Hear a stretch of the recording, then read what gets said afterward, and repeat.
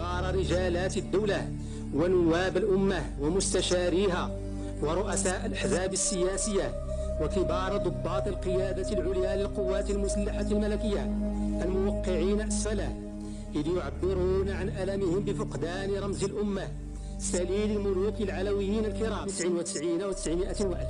الله يبارك عمرك.